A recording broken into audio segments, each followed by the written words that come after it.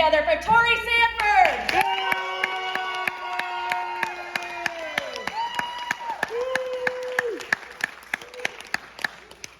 everyone, I'm Tori Sanford. Thank you so much for being here. I'm a new mom. I have a 7-month-old. You probably heard him. I'm also an old mom. I have a 20-year-old.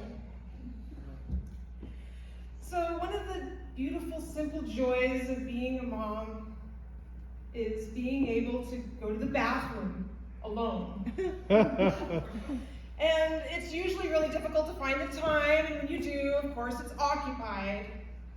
And then when it's not, you open the door and go in, who's sitting on the toilet? But the cat.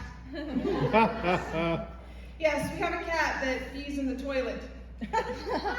And unlike the men in the house, he actually hits the bowl. He taught himself how to do this, all on his own. Why he chose to do it when I have to go, I'll never know.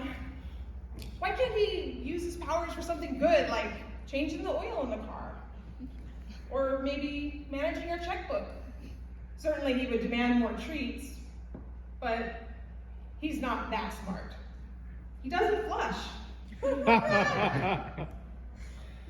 So, I know he is the highest functioning being in the house, so he deserves his place on the porcelain throne.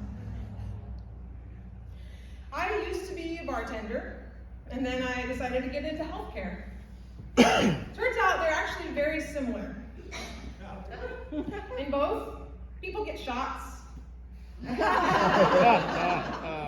In both, I carefully measure liquid. And in both, people want to take you home, but in one I've already seen you naked. So I also used to help people with some rehabilitation. Now people are heavy and they don't always come with handles. So we use something we call a gait belt. Put it around the waist. It gives us something to hold on to in case you get a little unsteady. Could have used that in the bar.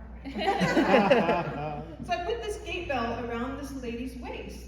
And she goes, "Oh, sorry, hon, watch the boobs." Oh, I'm so sorry. I open it up.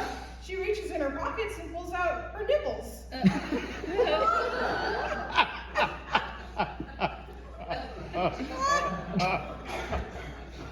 So one of my jobs in the hospital is to keep people from escaping.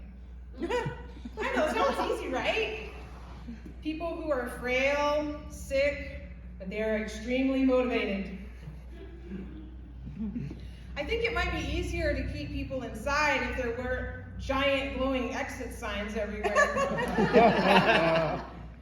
I kind of imagine myself taking them and moving them around, putting them over their bedroom door or the bathroom, and then watch them go in circles. There was one lady that I used to watch, and she literally tied me up with my own scarf. She wanted to escape. I did this, and she did this to me, and I'm like, what the hell? Nobody's ever done this to me before but my husband. The hospital is literally the last place I ever expected to experience BDSM. But we had some good times. One day I put her in bed, and I played some music, classical music. I was trying to help her relax. And she was listening, and she got tears in her eyes. And I was really moved because, I want to help people. That's why I'm in the hospital. I want to help people. And she reached out her hand to me, and I took it, and she squeezed it. We looked at each other, and then she looked up at the ceiling. And we just had this moment. And then she turns and looks at me and says, "I'm not wearing any underwear." And I said, "Neither am I." Thank you very much.